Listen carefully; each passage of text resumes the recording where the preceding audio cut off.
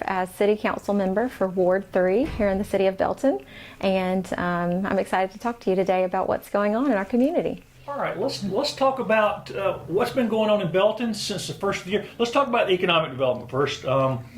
Any new businesses? How's housing coming? Absolutely. So spring feels like it's in full boom here in Belton. We are seeing lots of folks relocate to the area. You can drive through the town just on a brief drive and see lots of new houses, lots of new construction. So that's exciting for the city. And, with that comes some challenges. So we've been as a city council and administration here, just really reviewing lots of our ordinances and making sure that as our city grows, as we continue to attract new residents, that the structures we have in place are expanding and adapting to match that growth. Are there any ordinances or things in particular that people would be interested in that y'all are looking at? Sure, yes. So we're looking at the way we operate in the way of the city department, and in regards to leaf and limb, lots of folks are out in their yards doing things right now. Our roads and little avenues are more congested. So we are reviewing currently operations, how that works with the manpower we have. They do a wonderful job, and we just want to make sure that we're not overwhelming certain departments so that we can maintain a clean and tidy space for all these newcomers and then our long-term residents as well. So leaf and limb is one that we're looking at right now, as well as large trash item pickup. As folks move into town, we know things break, and we have to dispose of those large items, but we don't want to impose on our crew that pick up those items, and then also just make sure that we're being neat and tidy for the whole community. Yeah. And we're talking about businesses. Can you think of any new businesses that have opened in the last several months? Yes. So we have a ribbon cutting coming up for a new toy store that's on the city square. We're excited about that. So you all come out and check that out. My kids have been peeping in the windows and really excited to have something new on the square. There's also a new business going into the old Wachovia building, so more to come on that. We've seen some activity there. Lots of expansion of current businesses, which will be announced also in the spring and summer. And speaking of the square, I think council and the mayor's office, y'all have been looking at a master plan for the square. Is that right? Mm-hmm, Do y'all have anything y'all ready to talk about on that yet? Not just yet, but it's exciting. Still planning a lot of different things. We're excited to also announce that we'll be hosting the Downtown Sounds program again. So that will bring some liveliness to the city square. Sort of a concert venue feel with food trucks and live music there every month. Yeah, remind people when that is. Sure. So it'll start in the spring. There will be announcements about the specific dates still to be determined, but that's in partnership with the Belton Alliance, and it's typically on Thursdays beginning around 6, lasting until 8 or 8:30. Some folks just drop by and grab some quick dinner from a food truck, and others bring a chair and camp out for the whole evening. So it's a lot of fun for the whole family. And y'all had good crowds last year. Absolutely, yes, overwhelming crowds. So that was a big decision maker in doing it again this year. So happy to announce that. How about other big events coming up? I know the big one, Chili Cookoff's coming. Yes, we're looking forward to that. So we were supposed to have an egg drop, an Easter egg hunt citywide tomorrow, but the weather is not looking so great. So we've postponed that until next Saturday, April 8th. So there'll be games and food and fun. Over 500 eggs dropped from a plane. It'll be a lot of fun for the children.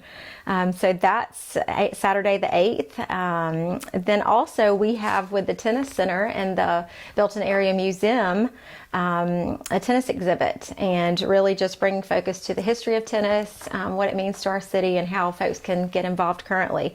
There will be free clinics for children who are interested in learning a little bit about tennis and seeing what it's like.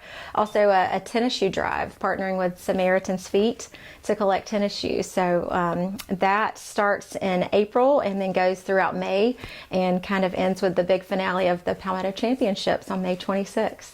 And before we get too far away from Yeah. that, remind people how important tennis has been to Belton. Oh, it is just a fundamental part of our area.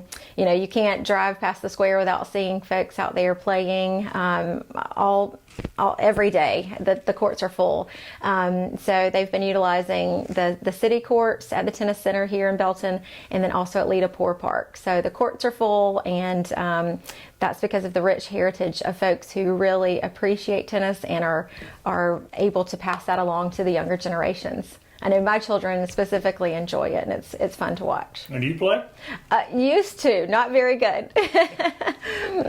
We're going to get back to recreation in a minute, Yeah. but let's just finish out with the events. The Chili Cookoff is one of the biggest, probably next to the Standpipe Festival, the biggest thing of the year, right? It is. It's our 13th year of hosting the Chili Cook-Off. So we're expecting over 50 professional and amateur chili cooks. From all over the country. Absolutely. Yes, it's a big deal. Buy tickets there early in the morning, and it goes throughout the evening. Just a fun event where you can meet lots of new folks and faces and enjoy some delicious chili. And they have music and a lot of other things going on that day, too. There's a stage and a full event agenda. So lots to do and see. But other events coming into the spring and summer. All right. So we also are excited. The Belton Center for the Arts has really beefed up their service offerings in terms of classes for all ages, children's and adults. They have some art studios, kind of open studios. They have a new exhibit all about sports starting. The opening reception is this Saturday, April 1st, and that'll be open for a month and a half.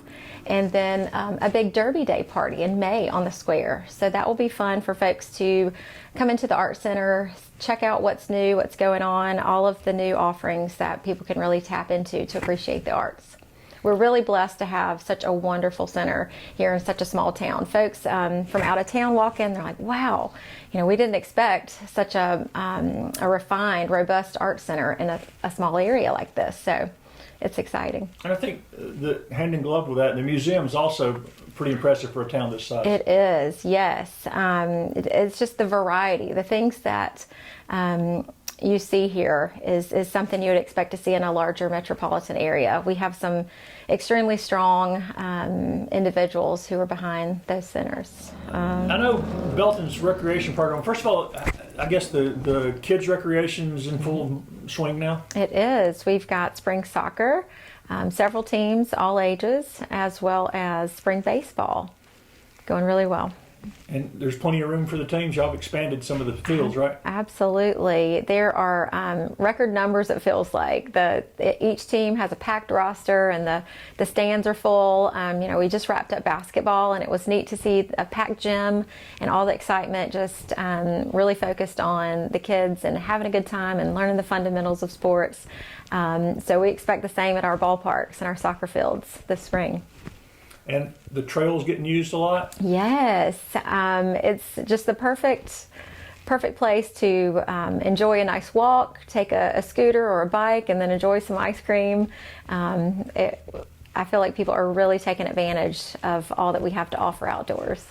I know the city's been working with the county and the potential trail from Belton to Anderson. Correct. Have you heard any updates on that? No updates just yet. There was kind of an initial discussion meeting, and where folks asked questions and kind of gave some thoughts and opinions, but still just in the very early kind of investigative exploration stage.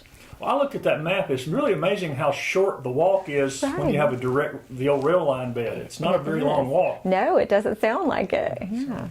There's a lot of expansion been going on at your rec center out there. Remind people about the rec center who haven't been by there. Yes, so you can participate at the rec center, the fitness center. You can buy a membership there. The rates are really competitive as opposed to other gyms in our area, or in the Anderson area rather. So it's a nice offering to have the weights and equipment there in the strength training room. There are also aerobic classes offered in the evenings. There's a schedule online. And then there's open gym So, youth, children can go play basketball. There's a lot of walkers that take advantage of the gym area and walk in the early morning times. And then all the sports teams that are affiliated through there. So you can sign up in person there at the office at the rec center or online. We feel the absence of Mayor Dorn just greatly here in our community. She is such an integral part, she and her family. So we have, been really diligent in praying for the Dorns. We know it's hard for her to step away because she is so passionate about what she does in serving the city. It's just who she is. So we have been working together to really, just try to fill her shoes, which is impossible. Josh Stevenson has done a great job at stepping in as Mayor Pro Tem. And, we've just been blown away. And I think she would agree that this community has loved them well. And I hope it's a reflection to her of what she means to all of us, and as well as her family, as Richard and little Richard and Joe and Ellie. The community has been super supportive in so many ways, and we just want to thank everyone for that, and just request continued prayers for his healing journey. She was texting with her just yesterday, and she mentioned emotions being all over the map, and rightfully so. I reminded her that's part of it. That's natural, of course. But in those times that she has a wonderful community still loving and supporting her from just a short distance. They're in Atlanta now, so we're thankful that they're a little closer to home, and she is able to travel back and forth a little bit. But we are certainly praying for continued healing and just his continued development there. We hope that everyone in our community and surrounding areas would take advantage of the, can I start over? Sure. Okay. We just encourage everyone to take advantage of all that we have going on in Belton. And you can keep up with us on social media, on Facebook. We have an events calendar on the city website, and come to meetings each month. That's a major way to be involved and find out firsthand what's going on and how we can work together.